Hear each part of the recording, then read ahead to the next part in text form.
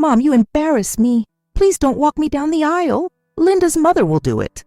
That's what Eric said to me, just like that. No hesitation, no shame. My only son, my baby, looked me in the eye and handed my place to a woman he'd known for 5 years, while I had carried him for 9 months and raised him for 30. I remember my hands tightening around the edge of my seat. The room spun a little. We were at the final wedding rehearsal, and I had brought the family Bible, the one his grandmother gave us on our wedding day, with her trembling handwriting inside. I thought maybe he'd want it as a blessing, something meaningful. But he didn't even glance at it. Linda's mother, Judith, gave me a pitying look and then wrapped her arm around Eric's. She wore lavender perfume and heels too high for a church, but she had money and charm, and apparently that made her the perfect choice. I bit the inside of my cheek so hard I tasted blood. I didn't cry. Not then. I just nodded and said, "Of course, whatever makes you happy." But something cracked inside me. A soundless break, like the quiet shatter of glass under a rug. You feel it before you hear it. If you've ever been disrespected by someone you love, this story will speak to your heart. That night, I stood in front of the bathroom mirror and didn't recognize the woman staring back. My hair, once thick and chestnut, now lay limp and streaked with gray. My hands, the same hands that buttoned Eric's school shirts and cooled his forehead during fevers, now looked dry and unfamiliar. I traced the fine lines around my mouth, the sag beneath my chin. Was this what he meant by embarrassing? I whispered the word just to hear it. Embarrassing.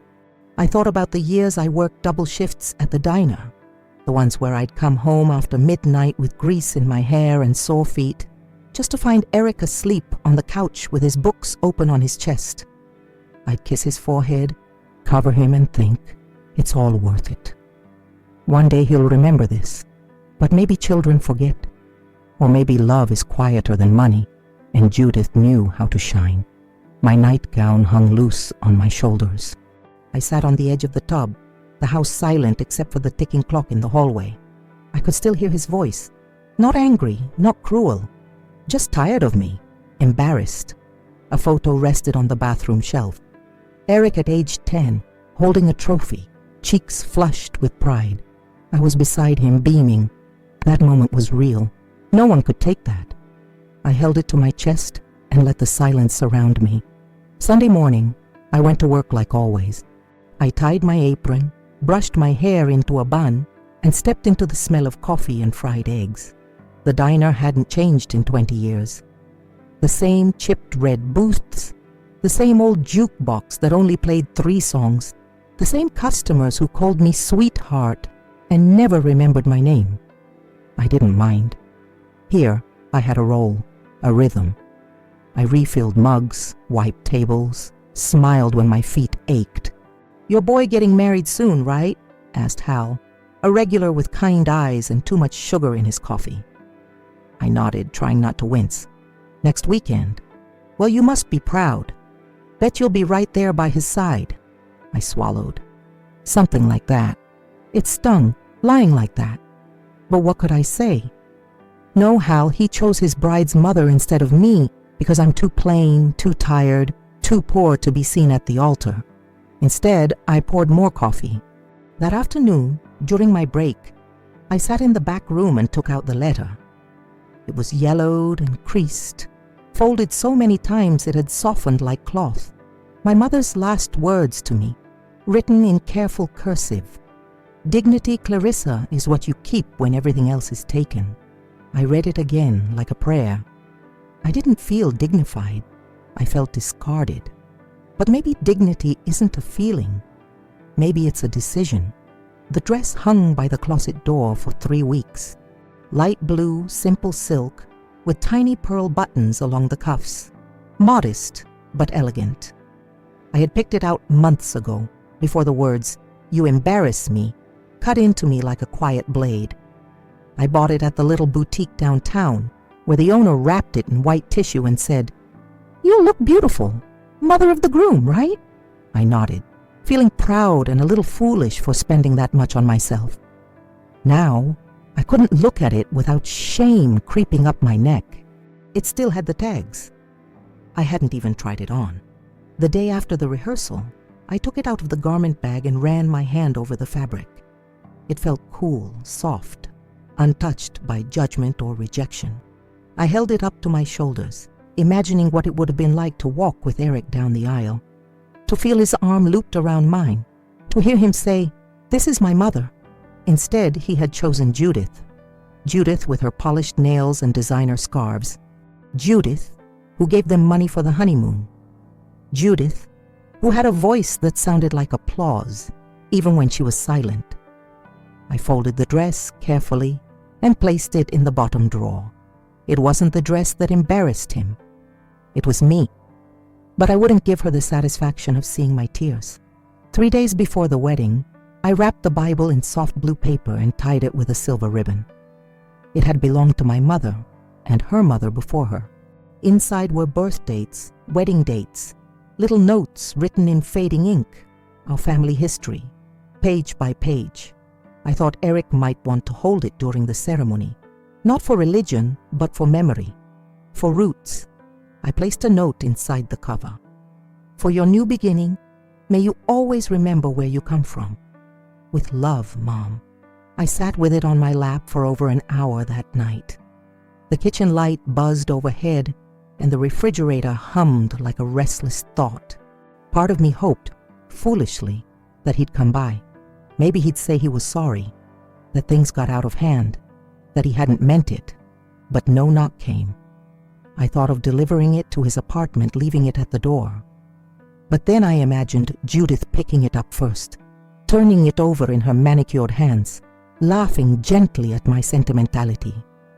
So I didn't send it. I placed it in the drawer beneath the dress and closed it quietly, as if I were sealing something sacred or burying it. The house felt colder that night, like it had grown tired of holding memories no one wanted. The morning of the wedding arrived with stillness.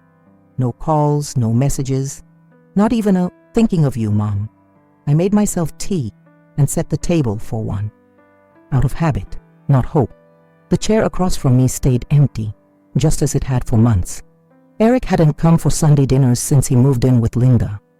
Said their schedules were too packed. Said I made things heavy sometimes.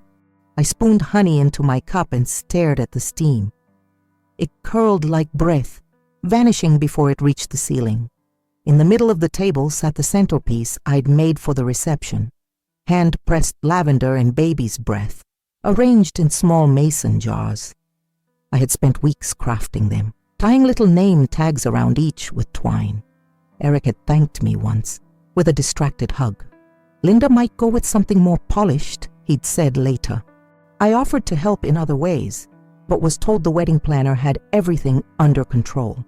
I looked at the mason jar now and untied the tag. Table 7, mother of the groom. I let it fall to the floor. If they didn't want me, I wouldn't beg to be seen. The house was quiet. I thought of going for a walk, but instead I opened the window and let the November air rush in. Cold, clean, real. I breathed it in and whispered, "This is the last time I make myself small." At exactly 4 o'clock, I heard the church bells echo faintly across the town. I was folding laundry, socks, pillowcases, little routines that keep the soul from unraveling, when the sound passed through the open window. It was delicate, almost hesitant, as if even the bells weren't sure I should hear them. That was the moment Eric was saying his vows. I pictured the sanctuary filled with lilies and polished pews. I imagined the camera flashes, the applause, the way Judith would walk beside him with her practiced smile. She would take my place without hesitation, and no one would question it. I didn't belong in that picture. I walked to the window, arms still full of warm cotton, and looked out over the street. A young couple passed by, holding hands, laughing. Their joy felt far away, like something from another life. My neighbor, Mrs. Elkins, waved gently from her porch. I nodded back, but didn't smile. Part of me wanted to shut the window, to silence the bells. But I didn't. I let them ring. Because even if I wasn't invited, I had a right to mourn what was lost, to say goodbye to a chapter that had closed without asking me. As the last bell faded, I folded a pair of Eric's old socks, the ones he wore in high school. The heel was worn thin. I pressed them to my chest and stood there in the quiet. That night after the wedding, my phone buzzed on the kitchen counter. It was Linda, not Eric. I hesitated before answering, my hand hovering over the screen. I'd half hoped it would be him, calling to say he'd looked for me in the crowd, felt something missing, but it wasn't. "Clarissa," she said, too sweet. "We just wanted to check in." "We." I could hear laughter in the background, clinking glasses, music, the muffled hum of celebration. My name was a formality, not an invitation. "How was the ceremony?" I asked, even though I didn't want the answer. "Oh, beautiful," she chirped. "Judith looked stunning walking him down. People said they thought she was my sister." She laughed. I didn't. There was a pause. "Anyway," she continued, "just wanted to say thank you for the centerpieces. We didn't end up using them, but they were cute. I'm sure someone will find a use for them." Cute, not meaningful, not heartfelt, just cute. "I'm glad it went well," I said, each word wrapped in ice. Linda filled the silence. "We'll swing by next week, maybe. Drop off some photos?" I didn't answer. I just looked at the phone, then at the chair across from me. The call ended soon after. I stood there for a long time, the weight of her voice still hanging in the air like cheap perfume. That was the first moment I truly understood. I wasn't just forgotten. I was replaced. 2 days later, I stopped by the grocery store, not for food, but to feel the presence of people, to be among voices, footsteps, something alive. As I stood near the produce aisle, picking out oranges, I heard 2 familiar voices from the next section, partially hidden behind a curtain of hanging plastic used during store renovations. It was Linda and her mother. I froze. "I'm just saying," Judith whispered. "Clarissa's lucky we even let her contribute anything. You saw how she dresses. She'd have ruined the photos." "Shh, Mom," Linda giggled. Eric was already embarrassed enough when she tried to give him that old Bible. Honestly, I was afraid she'd cry during the ceremony. Judith clicked her tongue. "That's what happens when you give a woman like that too much space. She thinks she still matters." My hand tightened around the orange. My breath caught in my throat. I didn't move. I didn't confront them. I didn't speak. I simply stood there, letting the words sink in like slow poison. They didn't know I was there, or maybe they didn't care. That was the cruelty. Casual, confident, whispered like truth between people who never wore your shoes. I left my cart and walked out the side exit. The cold air hit me hard, but it felt cleaner than what I had just heard. On the way home, I didn't cry. I just kept hearing her words. She thinks she still matters. And for the first time, I wasn't sure I did. That evening, when I got home, an envelope lay on my doormat. No name, no return address, just a plain white envelope, the kind that carries either bills or truth. For a moment, I just stared at it. After hearing Judith's voice in that grocery store, I wasn't sure I had the strength for more. I picked it up gently as if it might bruise. Inside was a photograph. It was from the wedding, printed, not digital. Someone had slipped it under my door on purpose. In the picture, Eric stood at the altar, arm linked with Judith, both of them smiling as if they shared a lifetime together. Linda was on the other side, radiant, her hand resting proudly over Judith's. But what caught me wasn't their joy. It was the empty space on Eric's other side, a space just wide enough for someone who wasn't invited anymore, someone who had been erased. Me. There was writing on the back, in small, neat letters. "Thought you'd want to see what you missed." No signature, but the handwriting. I recognized it. It belonged to my sister, Helen. We hadn't spoken in months, not since she told me I smothered Eric with all my sacrifices and made him dependent. I sat on the couch, photo in hand, and felt the room shrink around me. It wasn't just Eric, not just Linda, not just Judith. Somewhere along the way, even my own family started believing I was too much. I placed the photo face down on the coffee table, unable to look at it again. But the silence that followed felt different this time, not empty. It felt like the beginning of a boundary forming inside me. The next morning, I tried to make toast, but the kitchen drawer jammed. Not in a dramatic way, just stubborn, as if refusing to close over the clutter I'd stuffed inside. Old pens, expired coupons, broken scissors, rubber bands tangled like dried veins. I yanked it, frustrated, and everything inside shifted. Something small fell out and landed near my foot. It was Eric's kindergarten drawing, a crayon picture of our house, with me smiling in the window and a heart floating above it. He had written in shaky letters, "My mom is my safe place."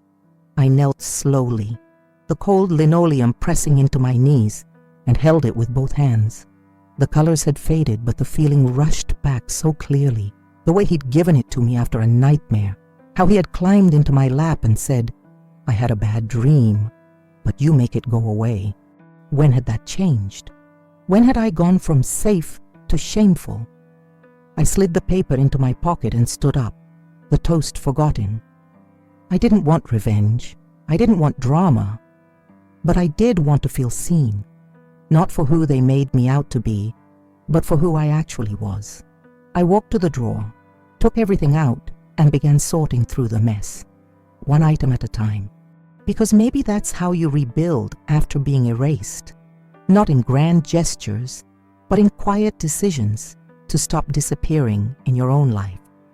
That Friday, I left the phone on the windowsill while I cleaned. Not because I was expecting a call, but because part of me still hoped for one. Eric hadn't reached out.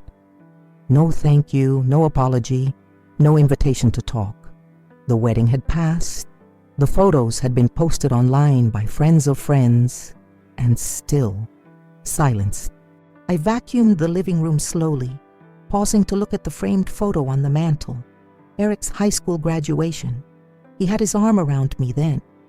His smile was wide, unguarded. I remember him whispering that day, "I couldn't have done this without you, Mom." I wanted to believe that boy still lived inside the man he'd become. By noon, I gave up pretending to wait and turned the phone off.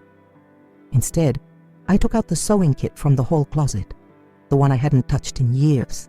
There was a small tear in the hem of my church coat, the same one I wore to every school event, every parent-teacher meeting, every birthday dinner. I threaded the needle slowly, carefully. Fixing something felt good, even something small. As I worked, a memory surfaced. Eric, 6 years old, bringing me a ripped teddy bear and saying, "You can fix anything, Mommy." I had smiled then, and I smiled now, just a little. The silence still stung, but silence can't erase love. It can only muffle it for a while. Just after sunset, there was a knock at my door. Not loud, hesitant, almost unsure, like someone hoping not to be heard.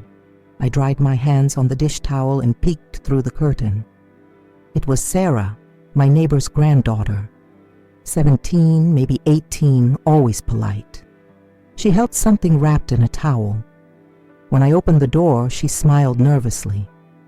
"Hi, Miss Clarissa. Grandma said you used to be good with old things. My music box stopped working. Could you maybe look at it?" I almost said no, not because I didn't want to help, but because I wasn't sure I still knew how. But I stepped aside. "Come in." She sat at the kitchen table while I unwrapped the box. A delicate porcelain ballerina, her arms frozen mid-twirl. The melody mechanism had jammed. As I worked, Sarah chatted about school, college plans, her grandmother's forgetfulness. She didn't ask about the wedding. Maybe she didn't know, or maybe she did, and knew not to ask. After a few quiet minutes, the music began to play. Slow, hesitant, like a song remembering itself. Sarah gasped softly. "You fixed it." I nodded, fingers still on the tiny dancer. She looked at me with something that had been missing in my life lately. Recognition. "You're really good at bringing things back to life." Something about her words settled deep in me. Deeper than Eric's silence. Deeper than Linda's laugh. After she left, I wound the box once more and let the music fill the house. For the first time in weeks, it didn't feel so empty. The next morning, I opened the cedar chest at the foot of my bed, the one Eric had once called Mom's treasure cave. Inside were keepsakes no one had touched in years. Baby shoes, dried flowers from my wedding bouquet, letters my husband wrote me before he passed.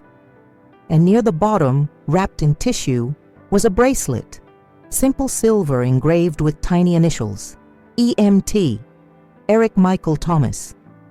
I had it made when he was born. I used to wear it every day until the clasp broke. I'd meant to fix it.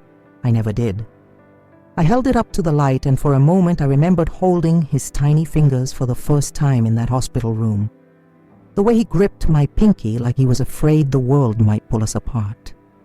But the world didn't pull us apart. He let go. Tears welled in my eyes. Not loud, sobbing tears. Just quiet ones. The kind that don't fall, but gather, waiting for a release that never quite comes. I placed the bracelet on my wrist anyway.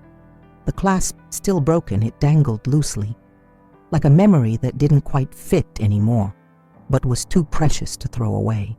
Maybe I couldn't fix what had been broken between us, but I could still carry the weight of love, even when it no longer had a home. And that somehow felt like strength. That afternoon, I opened my mailbox expecting the usual, flyers, bills, maybe a church bulletin. But tucked between the grocery coupons was an ivory envelope with gold edges, heavy, expensive. The return address read, Judith Warren. My fingers stiffened. I took it inside, placed it on the table, and stared at it like it might explode. For a long moment, I didn't open it. My stomach already knew. Whatever was inside wasn't an apology. I broke the seal slowly. Inside was an invitation, not to another wedding, not to a family dinner, to a charity gala.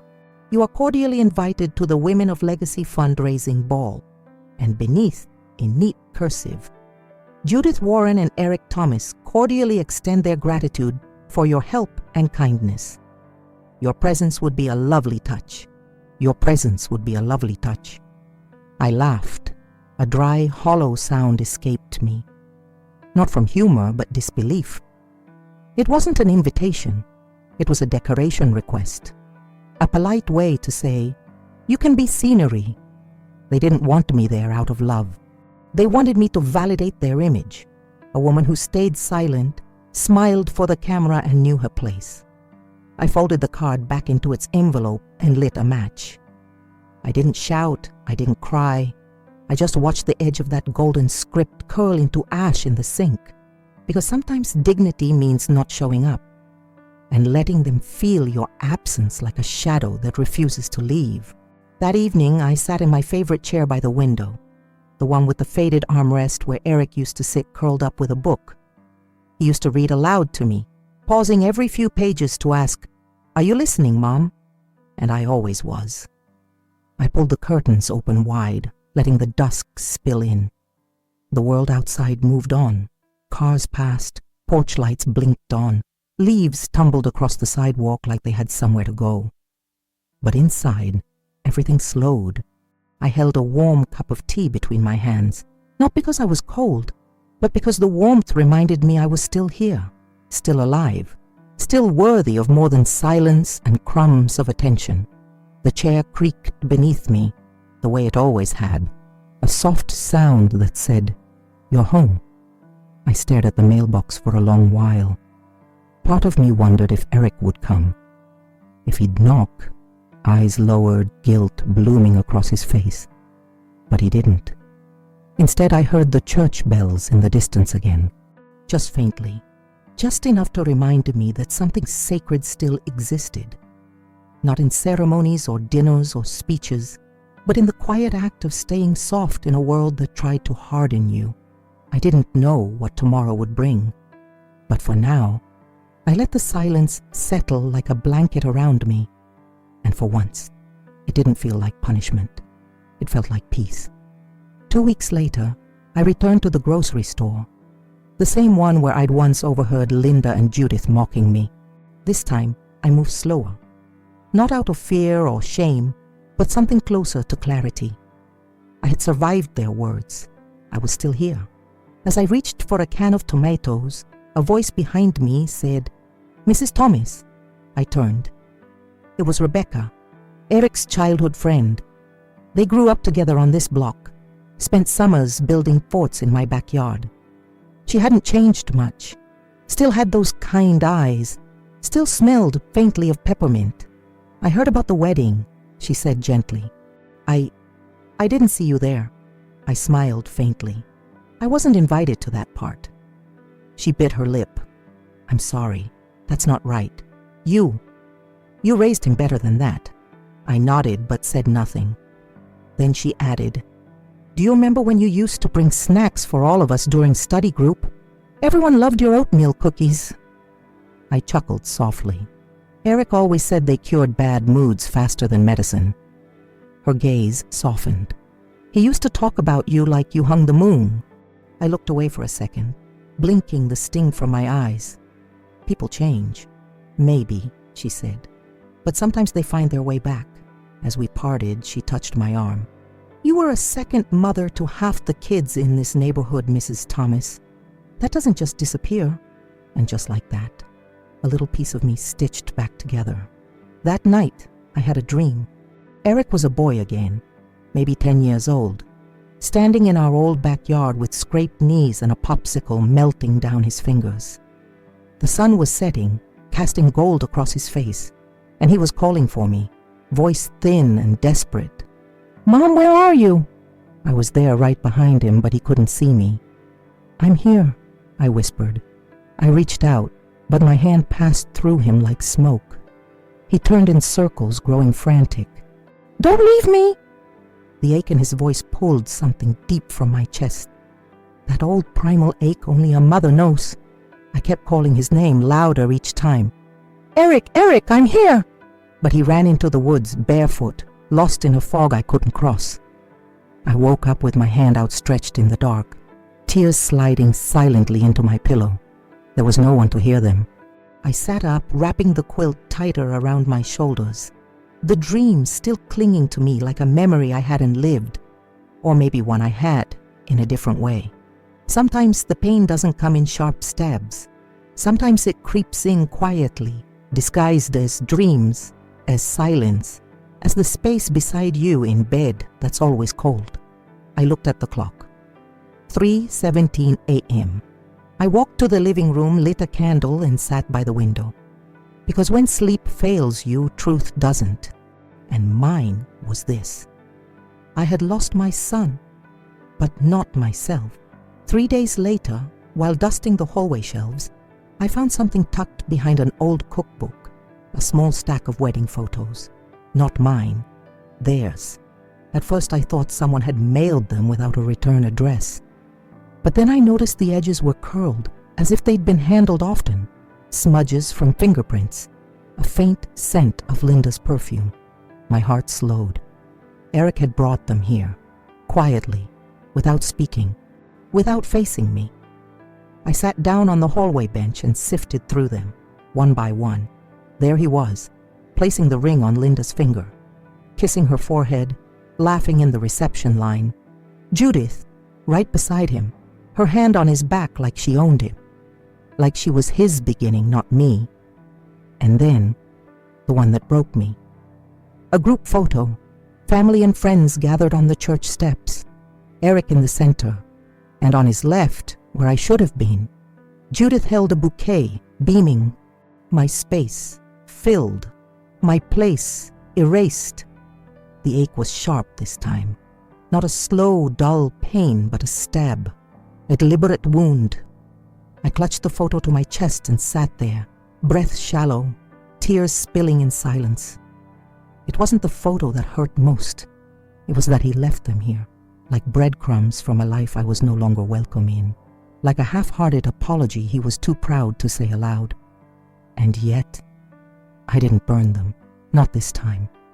Because even in rejection, a mother remembers. And sometimes, memory is all we're given. It was Linda's uncle. He passed suddenly, heart attack. I heard from the clerk at the post office. A quiet man, kind. I'd met him once at Eric's engagement dinner. He brought me pie and said I reminded him of his mother.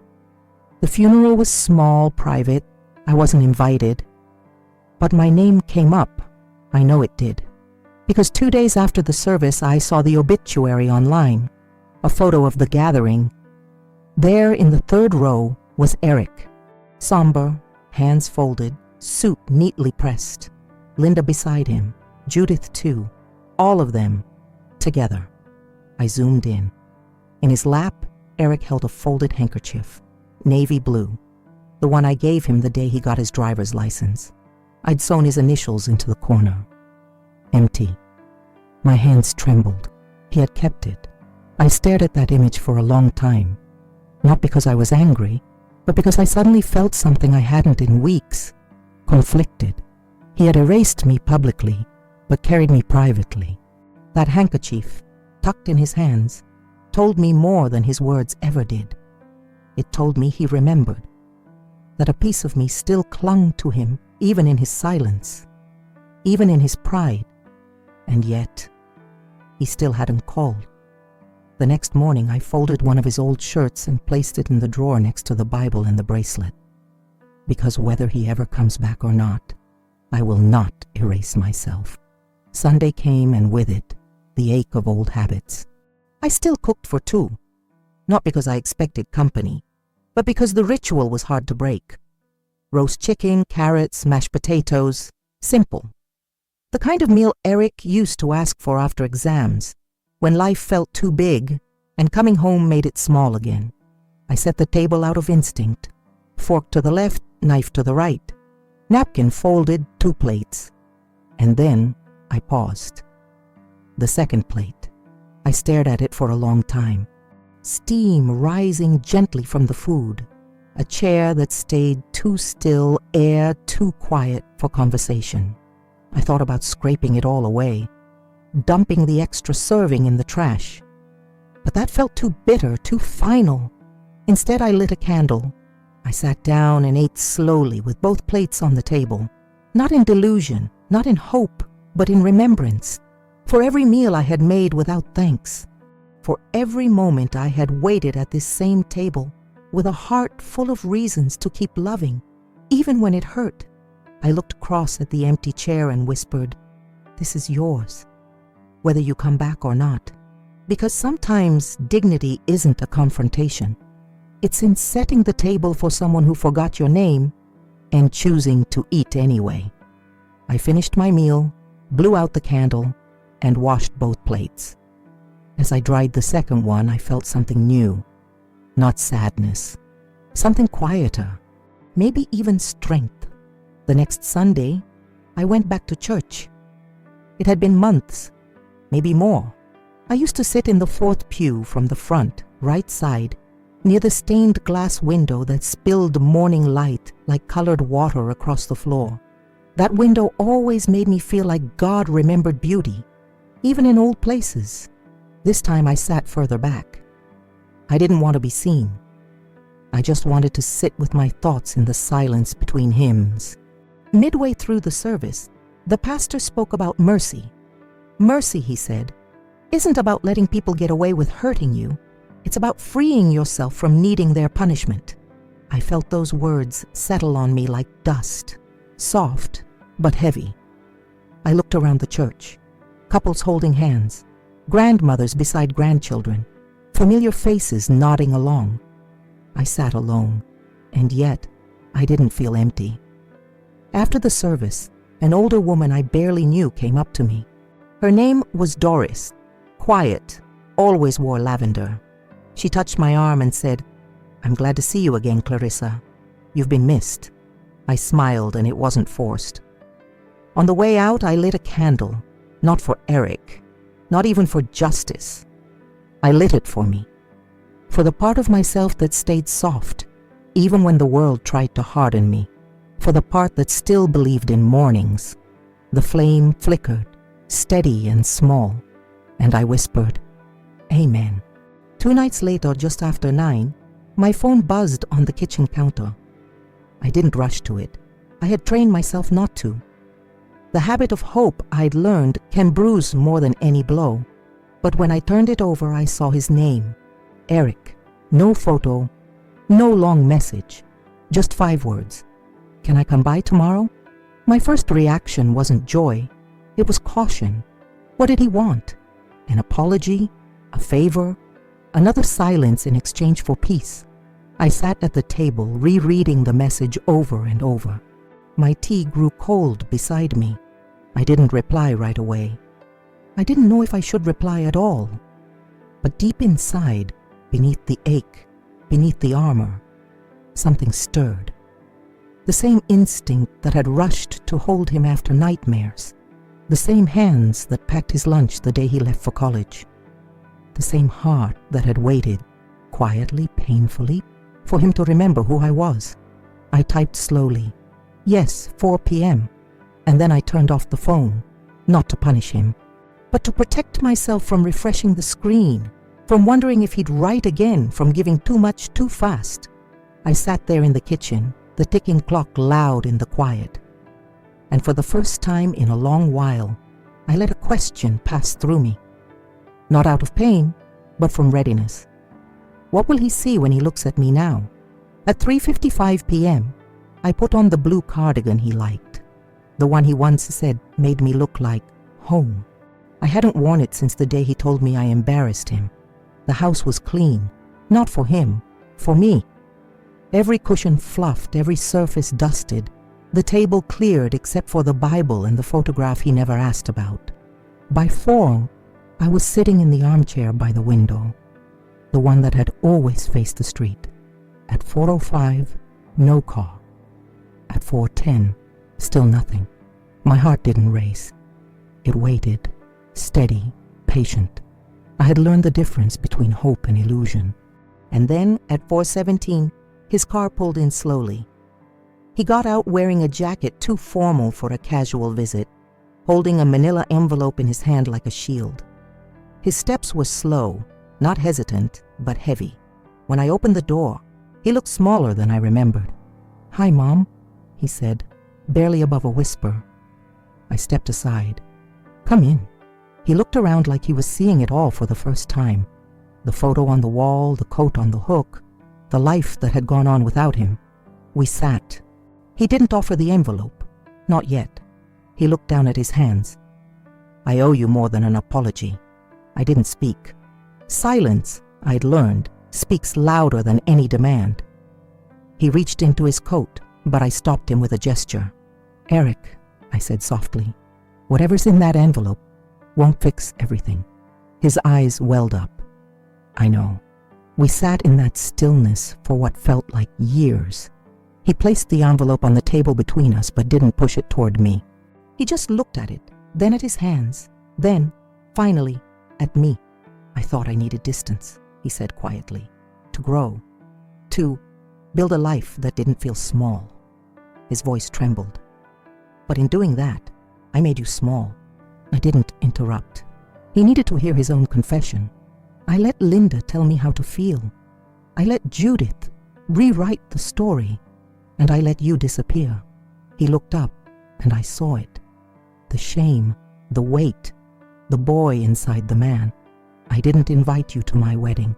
I let someone else walk me down the aisle, and I told the only person who ever truly stood by me that she embarrassed me. A tear rolled down his cheek, and he didn't wipe it away. I was wrong. The words sat between us like an offering. No ribbon, no apology note, just raw, jagged truth. I reached across the table and placed my hand over his. He flinched at first, then closed his fingers around mine. "I don't want anything from you," I said. "I don't need explanations. I just needed to be seen, not for what I gave, but for who I am." He nodded, lips trembling, and in that moment the silence between us broke, not with noise, with understanding. Later that evening, after Eric left, after he hugged me longer than he had in years, after he said, "I'll be back tomorrow if you'll have me," I finally opened the envelope he had placed on the table. Inside wasn't money, not documents or contracts or grand gestures. It was a letter, handwritten, front and back. The first line stopped me cold. "Mom, I see you now." He had written about the nights I stayed up sewing his Halloween costumes, the way I never forgot his school events, even when I was working doubles, the quiet ways I carried his storms without asking for shelter of my own. He wrote about the Bible I tried to give him. I wasn't ready to receive something sacred from someone I took for granted. And he ended it with, "I let another woman stand beside me, but you were the one who taught me how to stand at all. I don't know if you can ever forgive me, but if there's space for me at your table, I'll never walk away from it again." I held the letter to my chest and wept. Not for what I'd lost, but for what was beginning to return. A different kind of justice. Not loud, not dramatic, but written in ink and humility. The letter didn't erase the pain, but it held it. And sometimes, that's the most love can do. The next morning, I opened the drawer I hadn't touched in weeks. Inside were the objects I'd once hidden like old wounds. The wedding dress I never wore, the unused Bible wrapped in blue paper, the bracelet with the broken clasp, and now, the letter. I laid them all out on the table.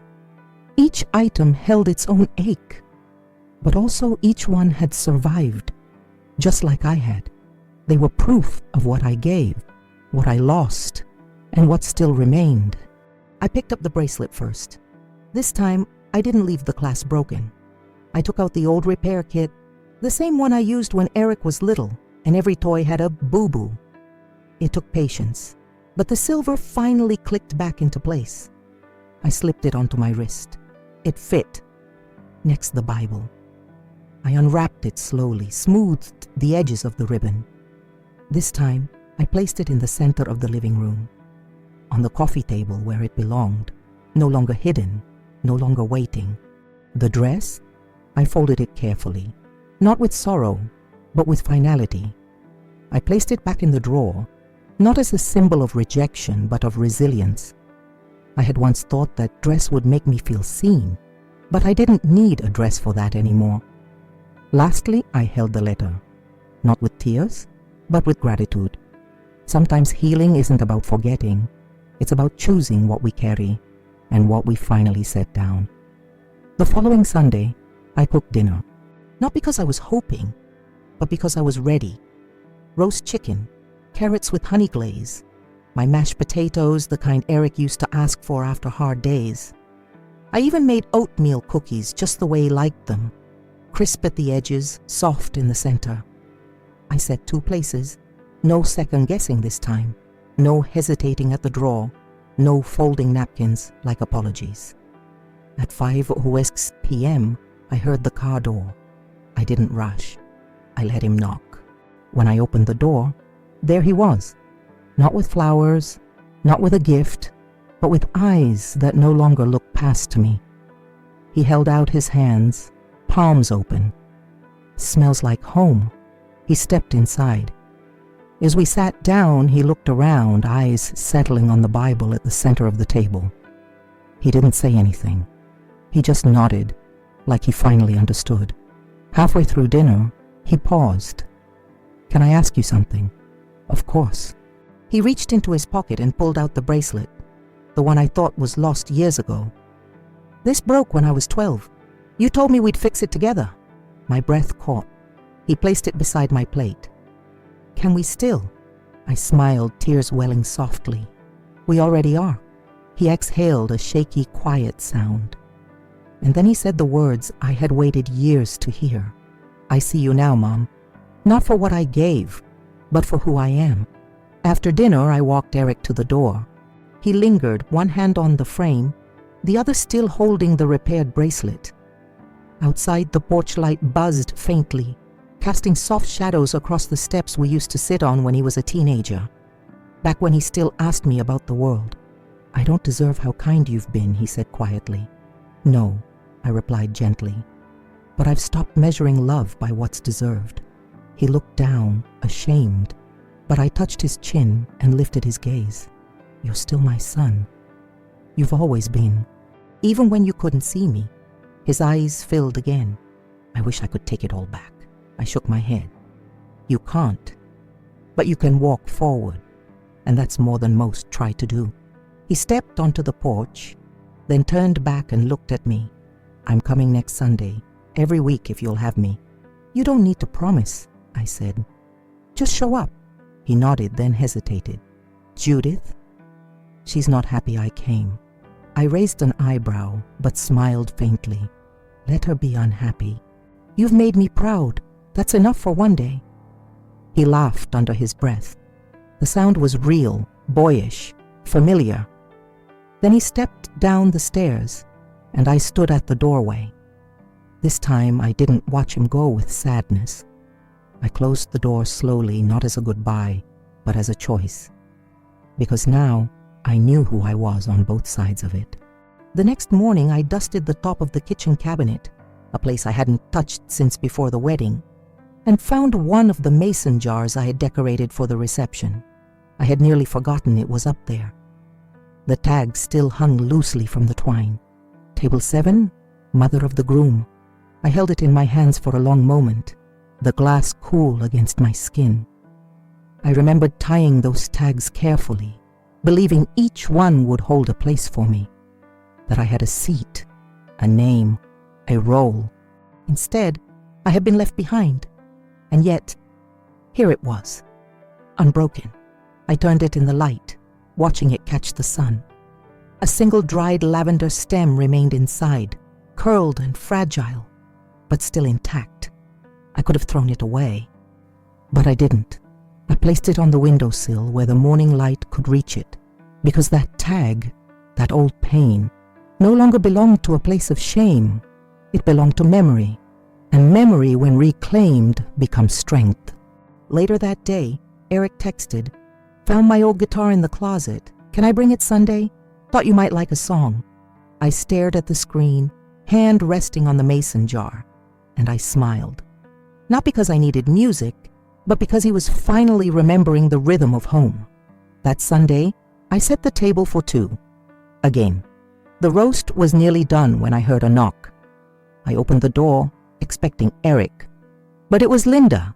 She stood on my porch in heels too high for November and a coat that looked like it had never known dirt.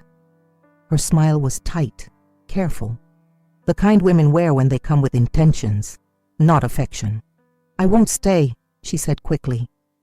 "I just wanted to say thank you for giving Eric the space to figure things out."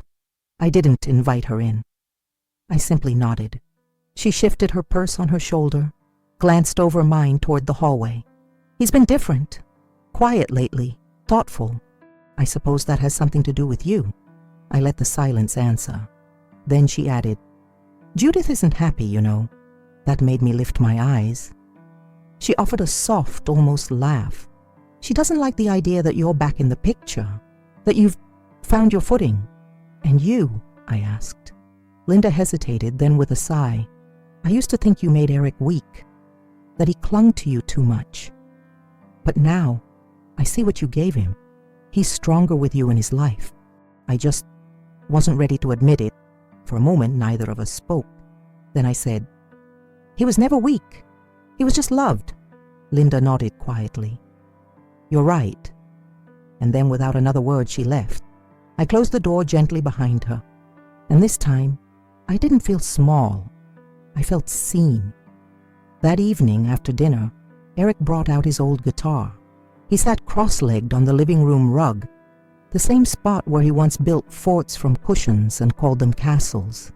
His fingers hesitated over the strings, like he wasn't sure he had the right to play here anymore. I sat nearby, hands wrapped around my tea, watching the boy return in quiet pieces. "I haven't touched this thing in years," he said. "I remember," I smiled. "You used to sing so loud the neighbors thought we had a band." He chuckled. Then after a pause, he began to play. The melody was simple, unpolished, but honest. He didn't sing, just let the chords speak. They filled the room with a kind of warmth I hadn't felt in a long time. Not comfort exactly, more like belonging. When he finished, he looked up at me. His eyes were softer than they'd been in years.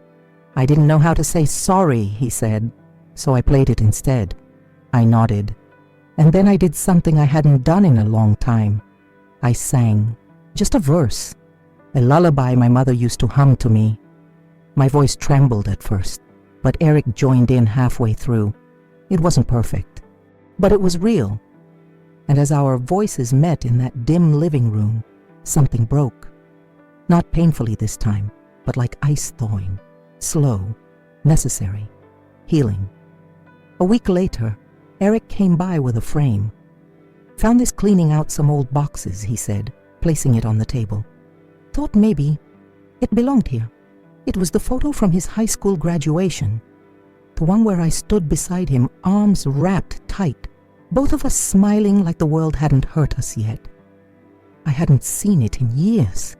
The frame was worn, chipped at one corner, but the image inside glowed with something sacred. He looked at me, voice soft. "You've always been beside me." Even when I pretended not to see it, I didn't respond right away. I ran my finger along the edge of the glass, tracing the outline of his young face, the way he once looked at me like I was unshakable. "You were proud of me that day," he added. "I still am," I said. He stepped back as I rose from the table. Together we hung it on the wall, just above the mantel, in the place where the silence used to live. It didn't feel like an altar. It felt like a reminder that before the forgetting, there was love, that before the shame, there was joy, and that sometimes the past doesn't vanish. It waits patiently, hoping to be remembered with gentleness. He placed his hand over mine as we stepped back to look at it, and in that quiet moment, the picture didn't just show what was. It revealed what still could be. The next Sunday, as the leaves turned copper and gold, Eric knocked at my door, but this time he didn't wait. He let himself in with the key I'd given him when he first moved out, the same key he'd stopped using years ago. I never took it back. I just stopped expecting to hear it turn. The sound of it unlocking now felt like a thread stitching itself back into fabric. "I thought I lost this," he said, holding it up. "No," I said. "You just forgot what it opened." We both smiled. Later, as we sipped coffee in the living room, he glanced toward the hallway, the old guest room where Judith had once stayed during wedding planning, where Linda used to come by and leave the scent of her presence but not her respect. "Can I ask something?" he said. "Of course." "Do you hate her?" he asked. "Judith?" I looked down at my cup. The truth settled easily. "No," I said. "She didn't steal you. She just walked into the space you left open." Eric's eyes dropped. Shame passed through him like a cloud. "I won't let her speak for me anymore," he said. "Not about you, not about anything." The words weren't loud, but they were louder than anything I'd waited to hear. Outside, the wind caught the front door slightly, the same door that once closed behind me when I left his rehearsal in silence. This time, I reached out and closed it myself. Not from rejection, but from resolution. At dinner, as we passed the carrots and laughed over an old story, the one where Eric flooded the laundry room trying to help, he paused mid-sentence and looked at my wrist. "You fixed it," he said. I glanced down. The silver bracelet, his initials, whole again. "I did," I nodded. "A few days ago." He reached across the table, turning it gently with his fingers. "You always fix things," he murmured. Even when I broke them, there was no bitterness in his voice, just awe and something close to sorrow. "I kept mine too," he added, reaching into his pocket. From a small pouch, he pulled a matching bracelet, the one I gave him at 13 when his father passed. I hadn't seen it in over a decade. "I wore it to the wedding," he confessed. "Even though no one knew." My breath caught. He looked at me with steady eyes. "I didn't have the courage to fight for you then." But I want you to know you were with me. I just didn't let you be seen." Tears pricked my eyes. "I never wanted to be seen for the sake of appearances, Eric," I whispered. "I wanted to be seen because I raised you with love. And love deserves a place at the table." He nodded, eyes shining. Then he slipped the bracelet onto his wrist. We ate in silence for a while, not the silence of discomfort, the kind that comes when nothing more needs to be said. That week, Eric came by with another frame, but this one didn't hold a graduation photo or a wedding portrait. It was a picture of me, a candid one.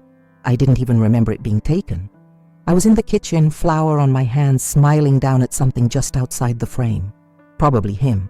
The light from the window haloed my face. I looked joyful, alive, real. He placed it on the shelf beside the others. "I found it going through some old boxes," he said. "It belongs here." He didn't say it belonged again. He said here. I walked over and touched the edge of the frame. My throat tightened. "You never liked being photographed," he added. "I never thought anyone would want to remember me like that." Eric looked at me, his voice steady. "I do." We stood in silence, both of us facing the shelf. His baby photos, school awards, the graduation picture now hung above the mantel. And now, me. Not hidden in the background, not blurred at the edges, centered. "I used to think being a man meant doing things on my own," he said.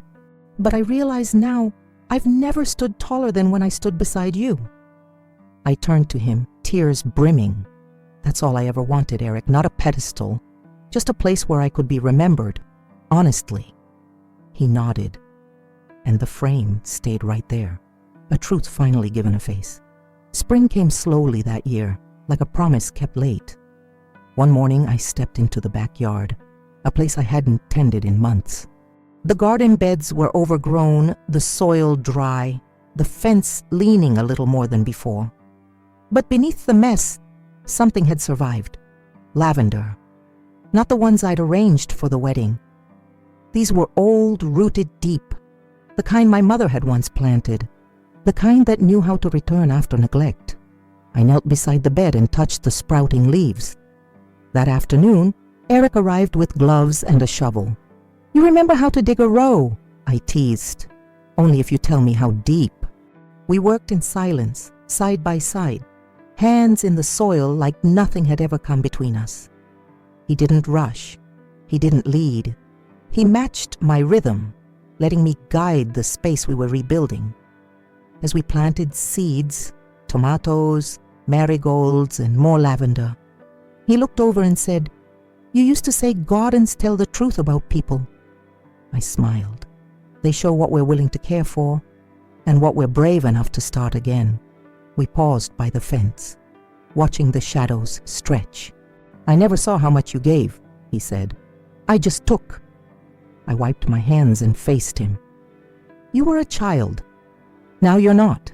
And then I said the words I hadn't said aloud since the wedding. "I forgive you, Eric." His shoulders softened. And in that moment, the garden wasn't the only thing growing back. It was a quiet Thursday when I heard the knock. I wasn't expecting anyone. Eric had just visited the day before. I opened the door to find Judith. She stood on my porch like someone who had lost her footing but refused to admit it. Her lips were tight. Her eyes darted around like they were looking for approval. "I won't stay long," she said. I didn't invite her in. She held out a small gift bag, silver tissue paper, too stiff to look sincere. "I brought something for the baby," she said. I blinked. "The baby?" She nodded. "Linda's pregnant. Just found out." It hit me in a strange way. Not pain, not joy, just stillness. "You'll be a grandmother," Judith added, forcing a smile. And I thought perhaps we could try to be civil, for the family. I looked at the gift, then at her. "You erased me from his wedding," I said softly. "Now you want me at the table for what comes next?" Her eyes didn't flinch. She wasn't here for reconciliation. She was here to keep her place. "I'm not asking for friendship," she said. "Just peace." I stepped outside, letting the screen door close behind me. There will be peace, I said, voice calm, because I won't compete. I won't argue. I'll just be here, steady as I've always been. She left without another word, and I stood at the door, the same one she once stepped through like a queen. This time it stayed open, but only for truth. That night, after Judith's visit, I sat by the window long after the sky turned indigo. The porch light glowed softly, not bright, not boastful, just steady. I had turned it on without thinking, the way I used to when Eric was a teenager and stayed out late. It wasn't a beacon, it was a message. You're still welcome, but you don't get to walk in without seeing me first. The house was quiet, but not empty. The air held warmth now. The scent of cookies cooling on the counter, the faint echo of Eric's voice from earlier in the week, laughter left behind like a blessing. On the table sat the mason jar from the wedding, not as a symbol of rejection anymore, but of survival. Its little tag had faded, but I'd rewritten it. Clarissa, mother. No more conditions, no more titles granted or taken away, just the truth of who I am. The wind picked up outside, brushing leaves across the porch, and then faintly a shadow passed by the window. Eric. He didn't knock this time. He just stepped onto the porch, raised his hand in a small wave, and mouthed the words, "Just checking the light." I nodded. He didn't come in. He didn't need to. Because some lights don't mean come inside. Some lights simply say, I am here, and I always was. A few weeks later, I sat in the backyard again, the garden now full with early blooms. Lavender swayed in the breeze, and marigolds blinked open toward the sun. The tomatoes hadn't ripened yet, but the vines were strong, reaching upward like they believed in the sky. Beside me, the Bible rested open, not for scripture today, but for memory. Pressed between its pages was the photo of me in the kitchen, the one Eric had framed. I hadn't rehung it. I had decided to carry it. Eric visited often now, never out of obligation, always with intention. Sometimes with Linda, more often alone. He fixed the gate last weekend. He brought me wildflowers on Wednesday, and on Friday he said, "If it's a girl, we want to name her Claire." Claire. Not after me, he didn't say, but I knew. The wind brushed my hair back gently, and I looked up at the sky turning pink behind the trees. Soft light filtered through the leaves, a reminder that even the harshest shadows pass when you give them time. I closed the Bible, held it in my lap, and listened to the rustling garden, to the hum of forgiveness taking root. I wasn't erased. I was rewritten, with honesty, with dignity, with presence. Not the loud kind, the kind that stays. Forgiveness doesn't erase pain, but it sets the soul free.